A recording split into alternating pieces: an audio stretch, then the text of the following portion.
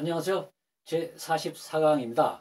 오늘은 그 부동산 중개 법정 수수료 제도가 헌법상 보장되고 있는 평등권을 침해하는지 여부에 대해서 알아보도록 하겠습니다. 헌법재판소 판례를 소개시켜 드리겠습니다.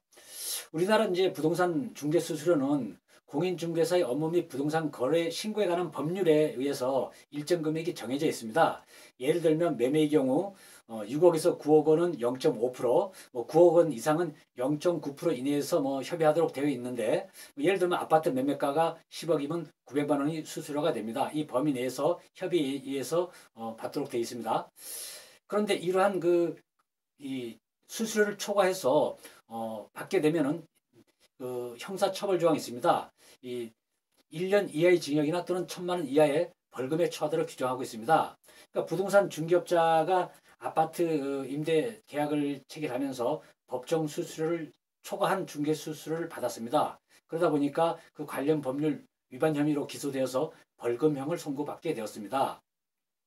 그러다 보니까 이러한 것이, 즉 이러한 처벌하는 것이 부동산 중개업자의 평등권을 침해하는 것이 아닌가. 왜냐하면 뭐 변호사나 뭐 변리사, 뭐 세무사 이 전문 변호사 전문직에 있는 다른 그 사람들은 어떤 그 법정 수수료 상한 제도가 없습니다. 없다 보니까 이것을 차별화해서 공인중개사만 이 법정 수수료로 제한하는 것은 평등권에 위배되지 않느냐, 이런 문제를 제기한 것입니다. 헌법재판소에서 여기 대해서 판결을 내렸습니다. 그 내용을 간단히 보도록 하겠습니다.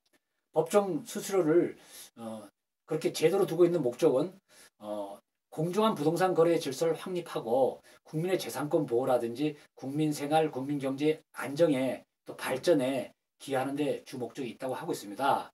따라서 부동산 중개 수수료 법정 제도가 부동산 중개업자의 평등권을 침해했다고 볼 수 없다라고 하고 있습니다. 또 한편 그 변호사나 세무사, 공인회계사, 뭐 이런 변리사 등의 보수가 자율화된 것은 사실입니다. 거긴 법정 수수료 제한이 없습니다.